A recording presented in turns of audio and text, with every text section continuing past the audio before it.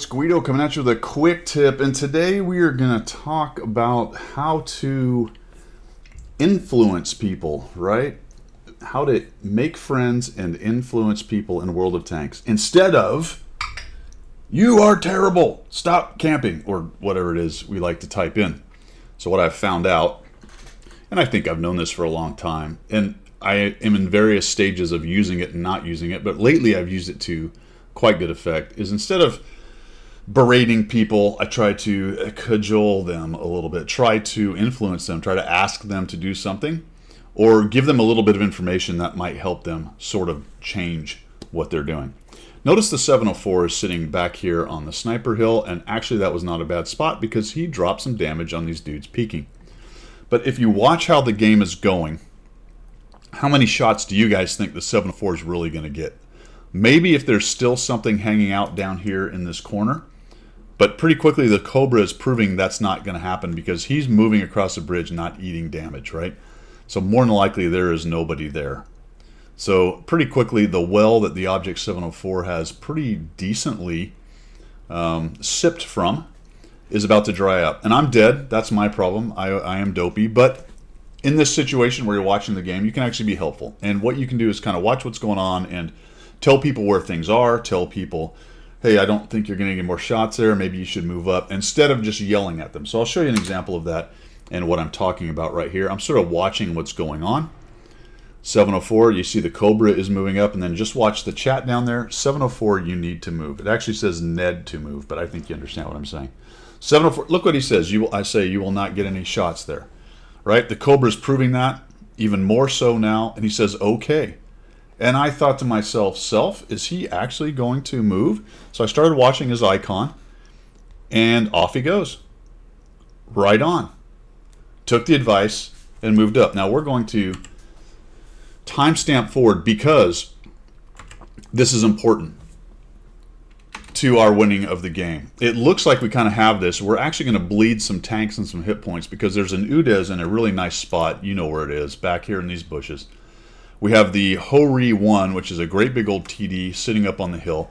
The guy down below, the IS-3, is going to die here in a minute, but he mauls these dudes pretty well. And what ends up happening is we need that 704. We need his fear factor. We need his hit points. We need that big 750 alpha gun. Look, EcoStar is getting his butt kicked. The Udez are taking shots. We'll just sort of fast forward. And here comes the 704 moving up, and good on him. He actually just drives up the hill, guys. Goes up there, and with his hit points, doing the right thing, getting up there. This other TS-54, old ape right there, he knows what's up. He knows where the guy is. And the reason they know where the Udez is, well, some of them know because they're watching the damage happen. But also, everyone was clicking down on the map saying, hey, Udez down here. Click, click, click. This is where this guy is. So nice little teamwork end game. And the 704 bringing his gun into the game and securing the win. Basically making that happen. Gets up there, does a real nice job slapping the Hori down while the rest of them deal with the Udez. And there you go. So sometimes you are going to catch more flies with sugar than with whatever the other thing is. A fly swatter? I don't know. Let me know what you think down below. I have other examples recently. This is a tactic that really is paying dividends. That's all I've got for today. We will see you. Just kidding. One real quick second example. I don't know what I'm trying to say. Another example. GW Panther is exposed, right? He's over here towards the west. Obviously, we've turtled up. This ends up being a loss, but I'm going to write, GW, can you come to me? And he says affirmative. So instead of yelling at the GW, saying, dude, you're overextended. What are you doing? You idiot. You're going to get killed. Why are you there? Blah, blah, blah. Any kind of thing like that. I said, hey, can you come to me? Because I'd really rather have him over here at about A9, A0. Because we've got the Iron Arnie holding over here. We've got me up here. This is about as good a vision setup as we're going to get, even while giving up a whole bunch of map. And maybe if the enemy team makes a few mistakes, I've got some hit points to give. I got a big gun. Maybe we can clean this thing out. Now, we come close. We don't actually end up winning this. But I thought it was great because we're going to see the GW Panther pretty quickly here. He's going to start moving my way. So he spins around. He's thinking about GW can come to me. I click over there. Say, hey, can you go there? And he says affirmative, I believe, here in a moment. And you can see his marker is moving. He says affirmative, and here he comes.